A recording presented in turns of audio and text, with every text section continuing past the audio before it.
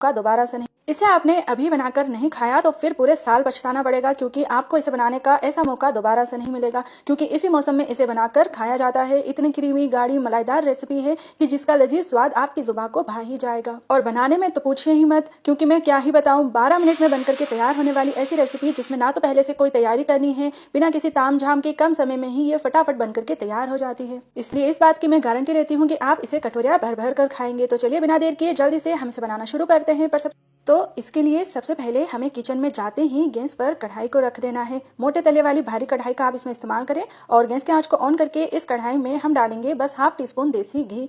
ना तो हमें इसके लिए पहले से कुछ भिगोना है, ना कुछ पीसने की जरूरत है, फटाफट से ये बनने वाली रेसिपी है। तो यहाँ पर घी के डालते ही हम इसमें डालेंगे ये इस तरह की सेवई। ये मैंने आधा कप ली है। ये अनरोस्टेड यानी कि बिना भुनी हुई सेवई होती है, व्हाइट कलर की होती है। ये ज़्यादातर इसका इस्तेमाल नमकीन सेवई बनाने में किया जाता है। तो इस रेसिपी के लिए ये वाली जो सेवई है उसी का इस्तेमाल करना है। भुनी वाली जो नायलॉन सेवई आती है उसका इसमें टेस्ट थोड़ा सा अलग आता है। तो इस सेवई को हम क्या करेंगे कि हल्का सा घी में पहले भून लेंगे। ज़्यादा टाइम नहीं लगने वाला है, बस 1 या 2 मिनट लगेंगे। धीमी धीमी आंच पर इसको हमें भुनना है और जब आप देखें कि इस तरह का इसका कलर हो जाए तब तक हमें इसको भुनना है। यहाँ पर हल्की सी इसमें से खुशबू आने लगी है और इसका कलर आप देखिए, इससे ज़्यादा डार्क नहीं करना है, नहीं तो फिर ये सेवई जल सकती है। बस ये अच्छे से भुन गई है। तो अब हमें इसमें डालना है दूध। तो यहाँ पर हम इसमें डालेंगे 4 कप दूध यानी कि 1 लीटर दूध। अब क्योंकि ये मीठा बनने वाला है तो मैंने यहाँ पर कच्चा फुल क्रीम दूध का इस्तेमाल किया है।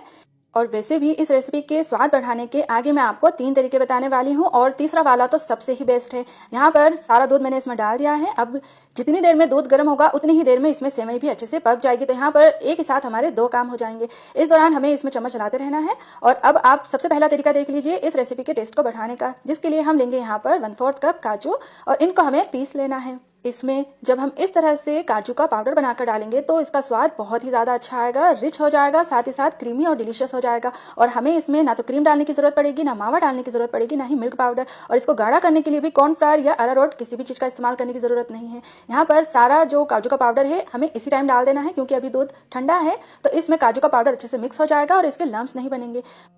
मुझसे तो इसे खाने का ज़्यादा इंतजार ही नहीं हो रहा है, तो मैंने तो फटाफट से गैस की आंच को तेज पर किया और इसका इस तरह का एक अच्छा सा उबाल ले लिया। यहाँ पर आप देखिए हमारी जो सेवई है वो भी अच्छे से सॉफ्ट हो गई है।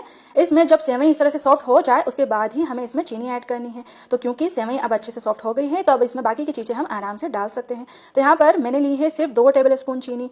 इसमें मिठास की कमी ना हो जाए सिर्फ उसीलिए ही हमें इसमें चीनी ऐड करनी है, क्योंकि मीठा करने के लिए इसमें हम 2 अलग चीज़ों का इस्तेमाल करने वाले हैं। तो थोड़ी सी चीनी आप अपने स्वाद के अनुसार इसमें डाल सकते हैं, चाहे तो पूरा ही आप इसे चीनी से मीठा कर सकते हैं। लेकिन अब आप देखिए मैंने लिया है यहाँ पर कंडेंस मिल्क। ये मैंने 1/3 कप लिया है।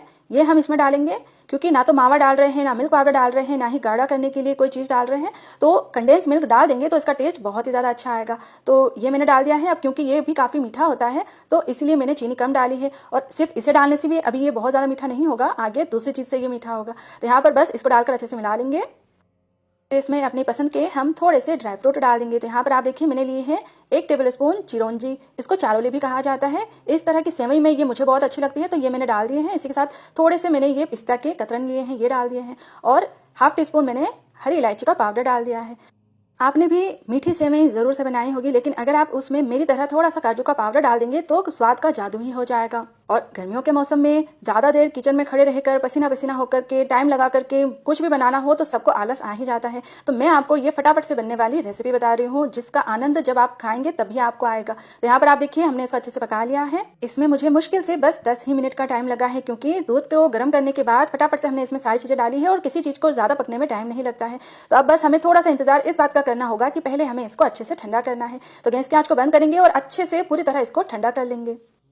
अब आप मिलिए इस रेसिपी के मेन हीरो से, जो कि है फलों का राजा आम। मीठा मीठा आम गर्मियों के मौसम में मिलता है और सीजन वाले आम का स्वाद भी निराला होता है। और इस तरह से आम से हमें कुछ ना कुछ चीज़ तो ज़रूर से बनाकर खाना चाहिए। मिल्क शेक, आइसक्रीम, ये तो हम खाते ही रहते हैं, लेकिन एक बार अगर आपने ये मैंगो सेवई खा ली तो खाते ही रह जाएंगे। हमें यहाँ पर आम को पीसना है और फिर उसका पल्प ठंडी की गई सेवई में डालना है। अब इसमें हम जितना मीठा पका हुआ आम का इस्तेमाल करेंगे उतना ही ज़्यादा इसमें अच्छा आम का फ्लेवर भी आएगा और आम की मिठास भी आएगी। तो इसी हिसाब से मैंने इसमें चीनी और कंडेंस मिल्क का इस्तेमाल किया है। अच्छे से आम के पल्प को हम इसमें मिला लेंगे और फिर अच्छे से इसको थोड़ी देर हम फ्रिज में रखेंगे ठंडा होने के लिए और फिर इसको गर्मी में ठंडा ठंडा सर्व करेंगे। देखा, ना तो कोई ज़्यादा मेहनत लगी, ना ही ज़्यादा तामझाम करने की जरूरत पड़ी और ये गाढ़ी क्रीमी मलाईदार सी हमारी मैंगो काजू सेवई बनकर के तैयार है। सच में ये इतनी टेस्टी और डिलीशियस बनी है कि खाने वाले बस इसे खाते ही रह गए हैं। अगर टेक्नोलॉजी होती तो मैं आपको मेरी बनाई हुई ये मैंगो सेवई ही टेस्ट करा देती, लेकिन कोई बात नहीं, अपनी पूरी रेसिपी तो मैंने आपको सही से बता ही दी है, जिसे आप आसानी से बना सकते हैं। तो अगर अगले साल तक आप इसे बनाने से पछताना नहीं चाहते हैं तो एक बार जरूर से इसे बनाइए, खाइए और सबको खिलाइए। सबको ये मैंगो सेवई सच में बहुत ज्यादा पसंद आएगी। और फिर उसके बाद अगर आपको मेरी ये रेसिपी पसंद आए तो प्लीज आप इसे लाइक करना बिल्कुल ना भूलें, सभी के साथ इसे शेयर करें।